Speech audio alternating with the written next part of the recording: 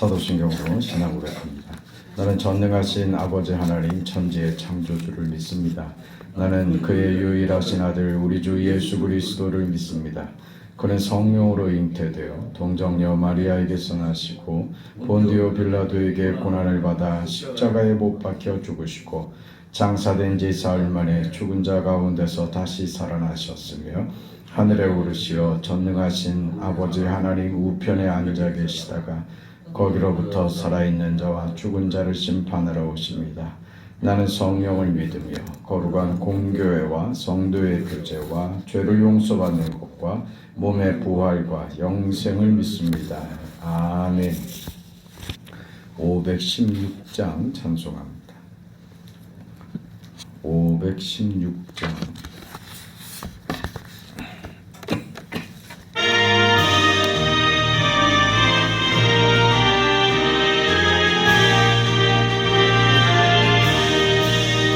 옳은 길 따르라 의의 길을 세계 만민의 참된 길 이 길 따라서 살기를 온 세계에 전하세 만 백성이 나갈 길 어느 밤 지나서 동팀과 환한 보아라 저기 주 예수의 나라 이 땅에 곧 오겠네 주 예수 따르라 승리의 주 세계 만민이 나별 길과 진리요 참 생명 내 창검을 부수고 다 따르라 화평원 밤 지나서 동튼다 환한 빛 보아라 저기 주 예수의 나라 이 땅에 곧 오겠네 놀라운 이 소식 알리어라 세계 만민을 구하려 내 주 예수를 보내신 참 사랑의 하나님 만 백성이 따를 길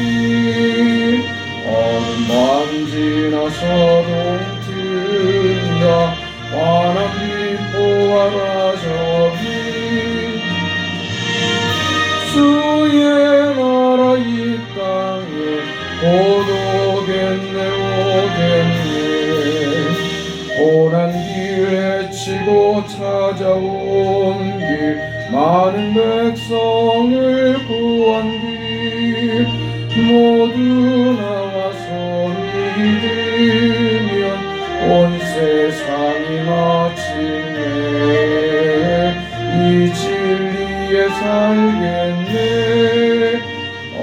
밤 지나고 동튼다 환한 빛 보아라 저기 주 예수의 나라 이 땅에 곧 오겠네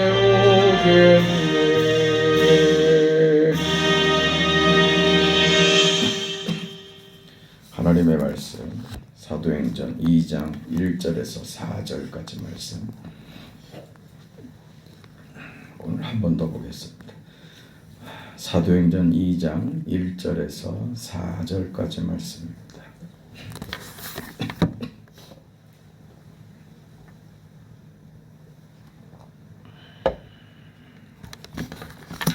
우리 함께 읽습니다.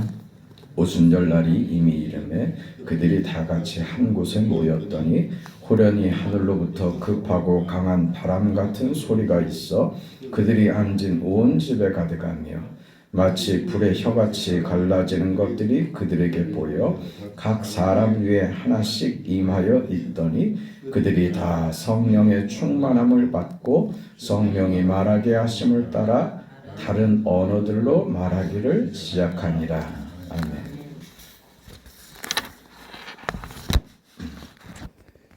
성령 강림이 오늘 성도된 우리에게 어떤 의미가 있고 성령 강림으로 그 성도가 갖게 된 어떤 특권이 무엇일까 하는 점입니다. 오늘 우리 그 본문을 보면 오순절 그 마가의 다락방에 임했던 성령 강림에서 특별히 강조되는 것은 그 방언입니다. 그 성령의 강림, 성령의 임재를 경험하는 모든 성도들은 그럼 다 방언을 하는 것일까? 성령 받은 증거가 방언으로 나타나는 것일까? 여기에 대해서 우리는 좀 생각해 볼 필요가 있습니다. 사도행전 그 19장에 가면 에베소 교회에도 이미 저들이 예수를 믿고 있음에도 불구하고 바울이 다시 안수해서 성령을 받고 방언을 하더라 하는 그런 기사가 나타나 있습니다. 이 내용이 어떤 기준이 돼가지고 누구든지 예수 믿으면 성령 받고 은사를 받게 되는데 그 은사가 나타나지 않는 이유는 구하지 않았기 때문이다. 이렇게 말하는 사람들이 나타나기 시작했습니다. 그 구원받은 것과 성령 받은 것은 다른 문제다. 이렇게 얘기를 하죠.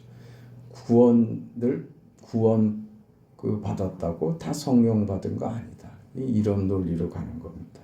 지금 우리가 지금 이야기하는 것과는 좀 다른 얘기가 되고 있는 것이죠. 그 성령을 예수를 믿으면 그래서 성령을 또 받아야 되고 성령을 받으면 그 방언도 하게 된다는 것이죠. 그래서 이렇게 돼서 그런 얘기가 나왔던 겁니다.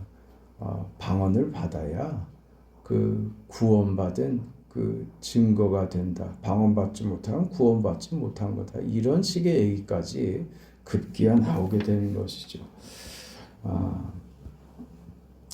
그럼 이런 주장들이 맞는 말인가 하는 점을 오늘 살펴보려고 합니다.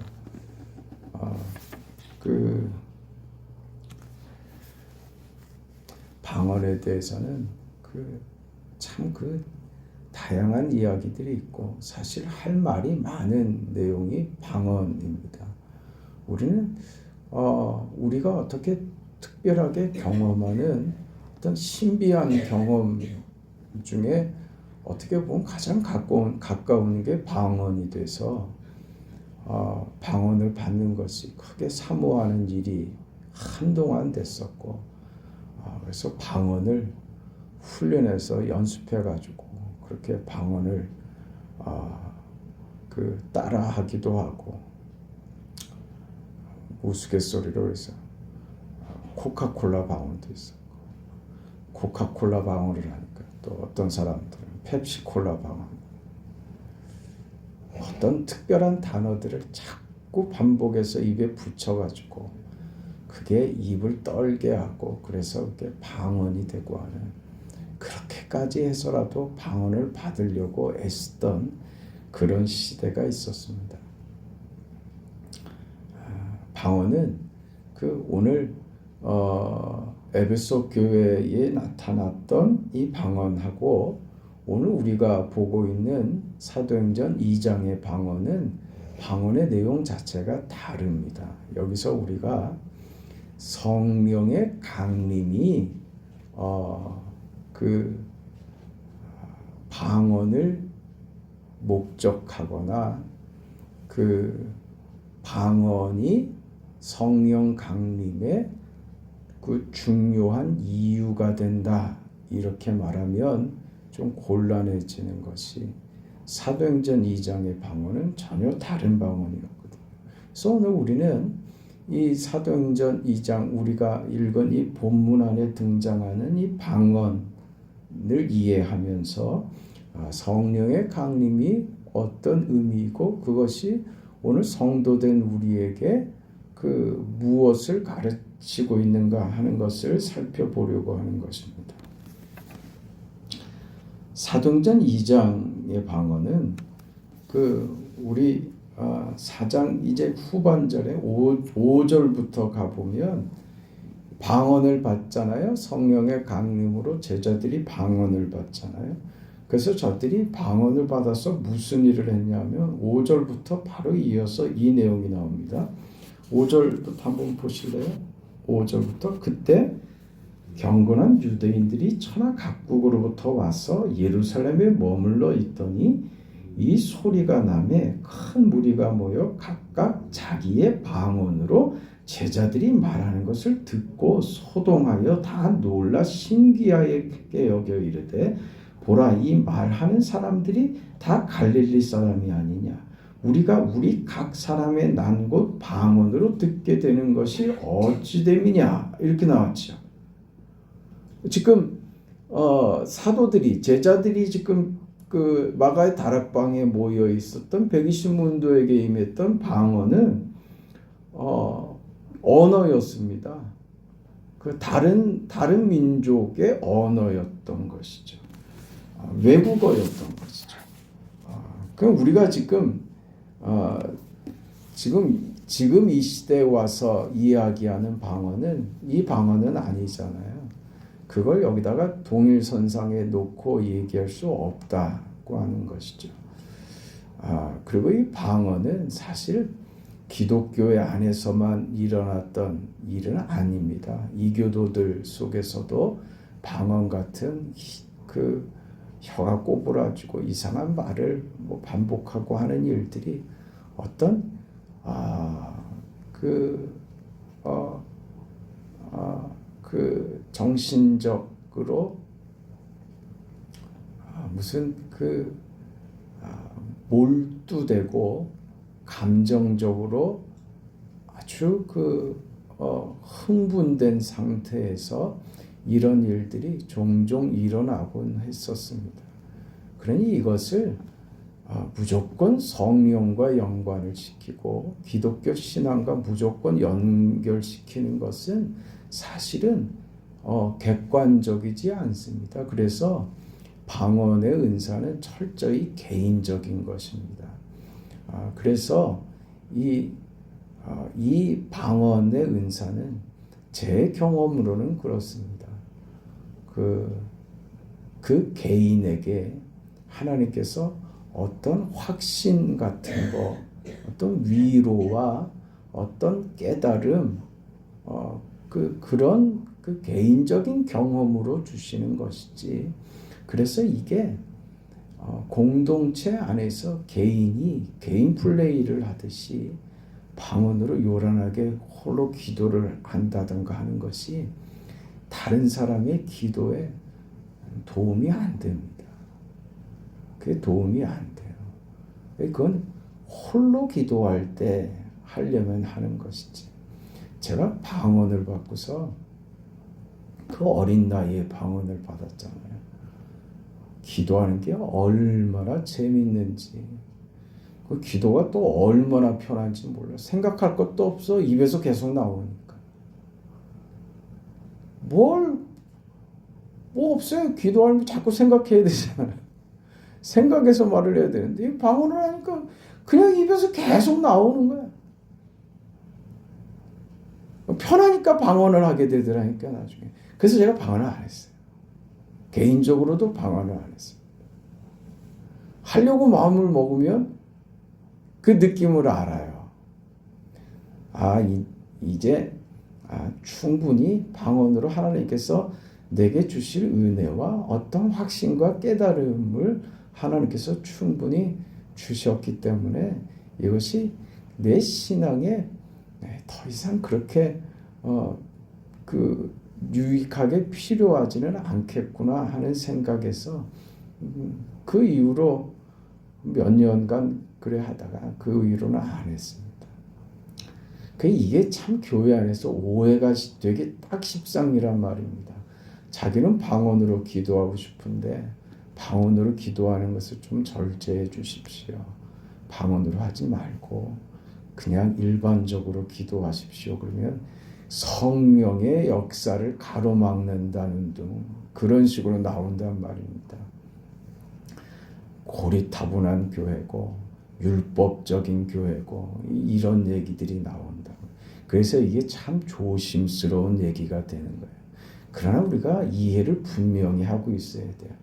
제가 이 얘기를 할 수 있는 거는 제가 어려서 방언을 받아가지고 이게 그 흐름을 제가 다 경험을 해서 그래서 제가 더 자신 있게 말씀드릴 수 있는 부분이기도 합니다. 거기 빠지면 안 돼요. 그 방언으로 막 기도를 하고 싶으면 홀로 와서 홀로 하면 됩니다.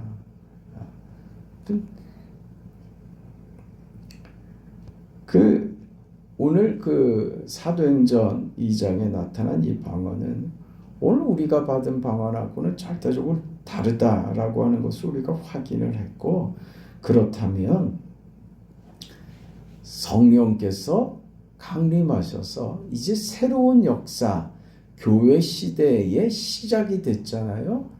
이때 왜 방언을 주셨을까? 왜 다른 나라 언어를 하게 하셨을까 하는 것은 성령의 임재를 상징하는 너희가 성령 받았다는 것을 확인시켜주는 의도가 아니라 저들에게 방언을 주신 것은, 그러니까 외국어를 하게 하신 것은 무엇인가 해야 될 일이 있기 때문에 허락하신 것이 맞지요.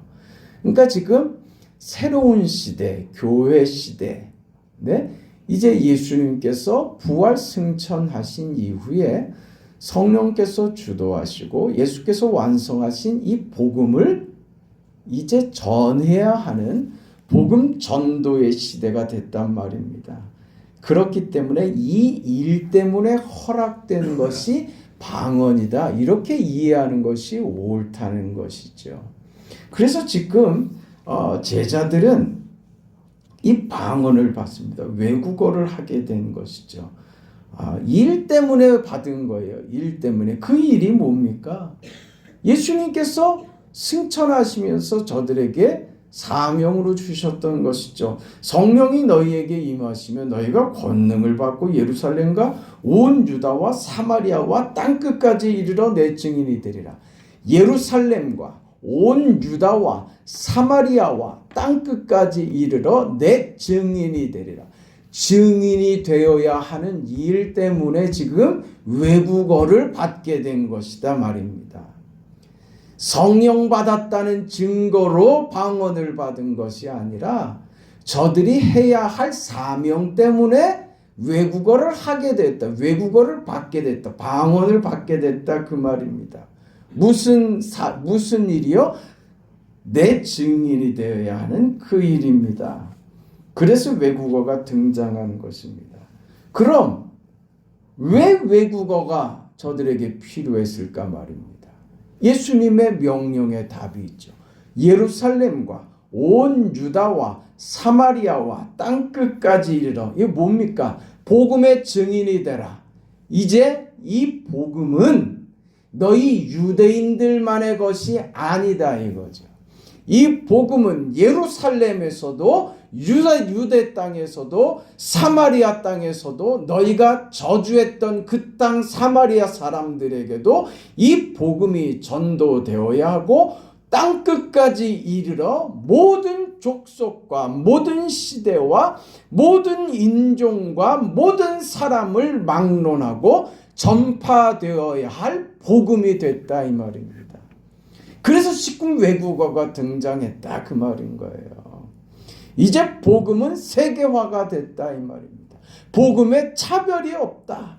구원에 차별이 없다. 이 확인이 지금 방언이 됐다, 그 말입니다. 그 이해로 지금 방언을 이해해야 하는 것입니다.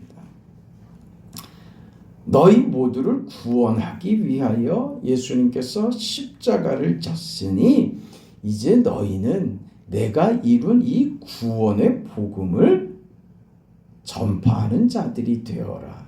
그래서 외국어가 터져 나온 것입니다. 그래서 우리가 깨달아야 하는 것은 뭐냐 하면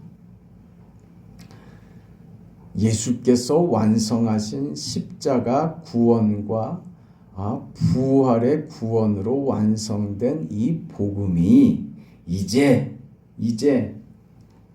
그 혜택이 누구에게까지 허락되었느냐, 이걸 강조하려고 온 것이 오순절 성령의 강림이다 이 말입니다. 오순절에 성령이 오셔서 보이신 가장 특별하고 큰 강조점은 여기 있는 것입니다. 방언을 하더라, 뭐 성령이 불같이 임하더라, 이런 문제가 아니라 이런 뜨거운 체험과 외국어를 하게 함으로써 저들 속에 어떤 뜨거운 확신과 열정 속에 외국어를 불어넣음으로써 결국 오순절 성령께서 지금 선포하고자 하는 내용이 무엇이냐? 이제 예수의 복음이 너희들에게만 아니라 온 세계 땅끝까지 그 혜택이, 구원의 혜택이 전해져야 한다. 이게 지금 오순절 성령 강림의 강력한 메시지라 이 말입니다.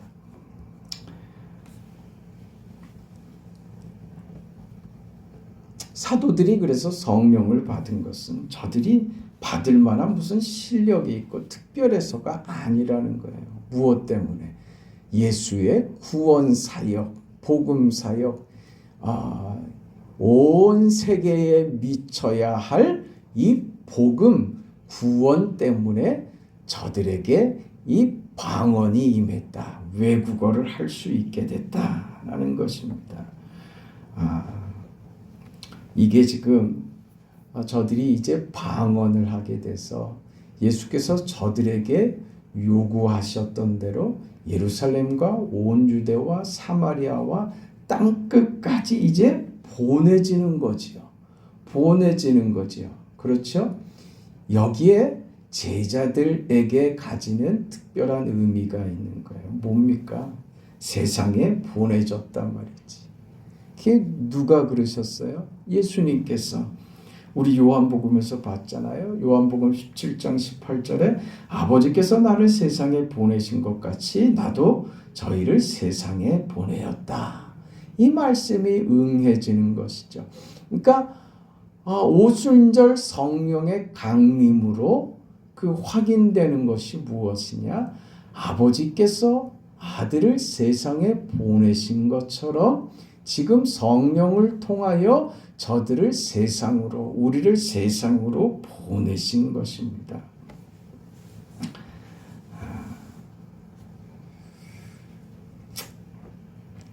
그러므로 이 방언은 하나님께서, 아버지께서 나를 보내신 것 같이 나도 너희를 보낸다라고 하는 그 약속의 성취죠. 성령이 너희에게 임하시면 너희가 증인이 되리라고 하는 그 약속, 그 요구의 성취인 것입니다. 성령께서 오셔서 우리에게 방언을 주시고 나가서 전도하게 하는 것, 이것하고 성령께서 직접 구원하는 것하고 어느 것이 완벽하고 어느 것이 더 쉽겠습니까? 성령께서 하시는 것이 낫죠. 그럼에도 지금 계속 말씀드리는 내용이지만 거기에 누구를요? 사람을 쓴단 말입니다. 성도들을 그 일에 써서 그 일에 참여시킨다는 것이 지금 성령 강림인 거예요. 저들이 대단해서 훈련받고 이제 그럴 만한 사람들이 됐고 자격을 이제 갖추어서 그래서 지금 성령 받아 파송한다. 제가 그래서 제자 훈련에 대해서 어떤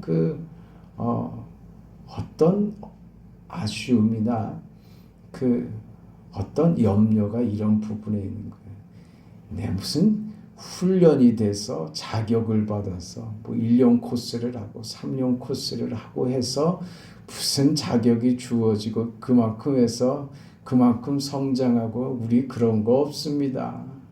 네? 훈련해서 뭐 우리가 뭐 그 자격을 얻고 그런 거 없습니다. 하나님께서 은혜로 주시는 것이죠. 그런 내용이나 그런 교육이 필요 없다는 것이 아니라 그것이 무슨 훈장이 되고 자격증처럼 돼버린단 말이에요. 교회 안에서. 그래서 그룹들을 짓더란 말이에요. 네? 몇 기 무슨 해병대처럼 말이지. 쫄다고 부르듯이. 난 몇 기야. 나는 제자 훈련 몇 기야. 나는 목사님한테 직접 수료했어. 아우 너는 좋겠다. 나는 부목사님이 했는데 이런 거 되면 안 된단 말이에요.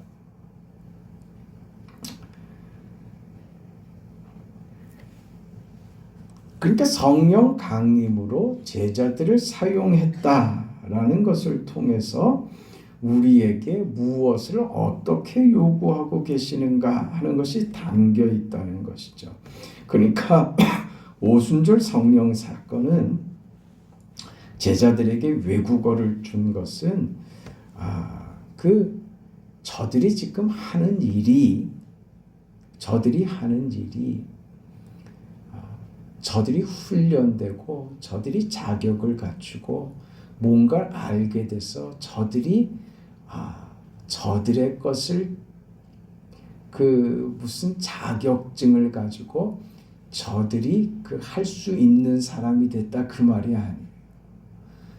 이 오해를 하면 안 돼요. 성령 강림으로 외국어를 하게 돼서 저들이 이제 보내지고 그곳에서 복음을 전하게 됐다는 말은 무엇이냐면 아버지께서 나를 보내신 것 같이 나도 너희를 보내노라 하는 것처럼 이게 뭐예요? 어떤 보증이 됐다 그 말입니다. 우리가 하는 일은 내가 자원해서 내 의지로 내가 하고 싶은 말을 하는 것이 아니라 그런 사람이 되는 것이 아니라 너희가 전하는 그 복음과 너희가 하는 모든 일, 너희가 전하는 그 내용이 내가 너희에게 하도록 한 말이다. 하나님이 저들을 보내셨고 저들의 입에서 나오는 그 복음의 말은 하나님이 저들의 입술에 담아주신 말씀이다. 그 내용이다. 이 확인이 된 거예요. 그러니까 내가 무슨 훌륭한 뭐가 되어서 할만하게 되어서가 아니라 하나님께서 인정하는 삶이 됐다. 하나님께서 인정하는 삶이 됐다. 그게 성령 강림이다. 성령 강림으로 우리에게 확인된 건 겁니다. 하나님께서 인정하여 대접하여 세우신 자가 됐다 이겁니다. 그게 우리의 신분과 자격입니다. 오직 너희는 택하신 족속이요 왕같은 제사장들이요 거룩한 나라요 그의 소유된 백성이니 이는 너희를 어두운 데서 불러내어 그의 기이한 빛에 들어가게 하신 자의 아름다운 덕을 선전하게 하려 하심이라. 베드로전서 2장 9절 말씀입니다.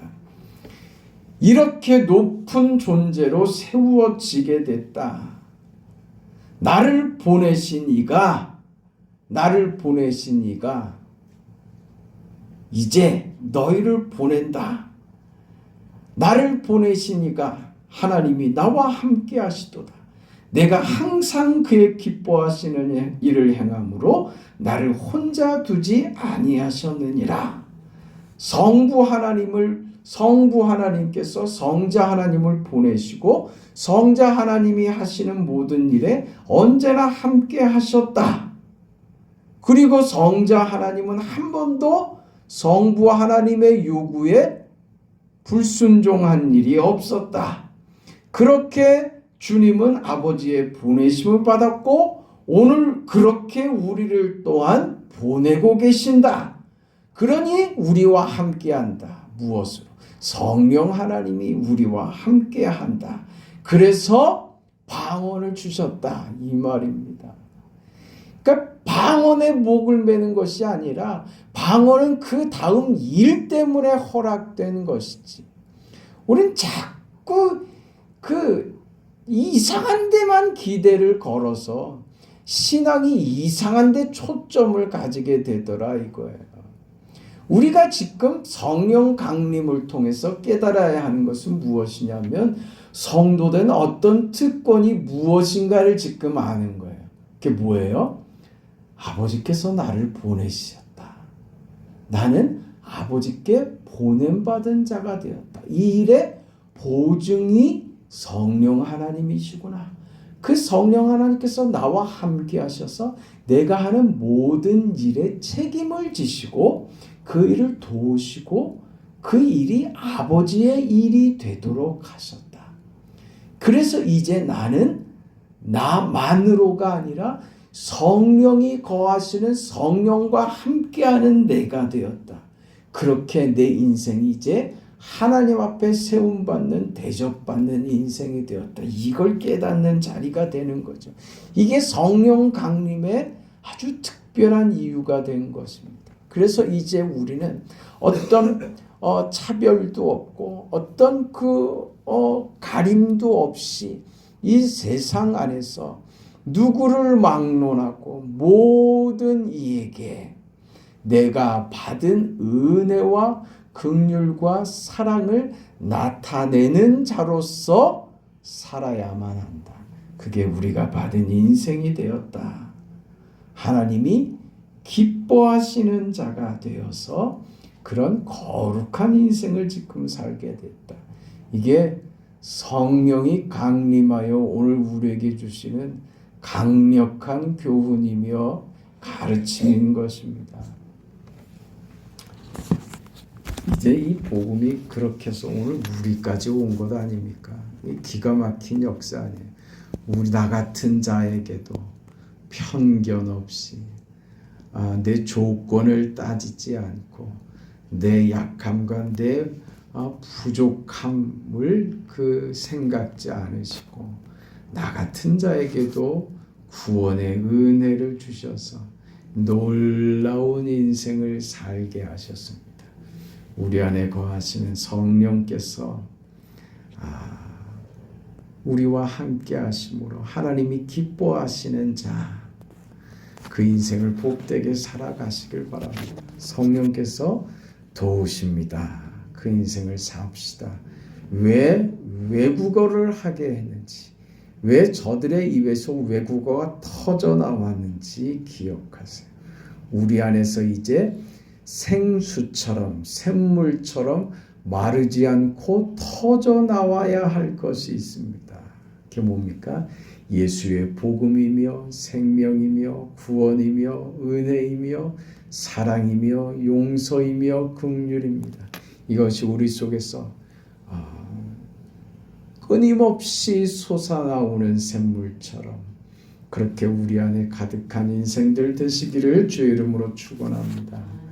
자비하신 아버지 하나님, 영광의 뜻을 오늘 우리 가운데 이루어 주시고 복 주심을 감사합니다.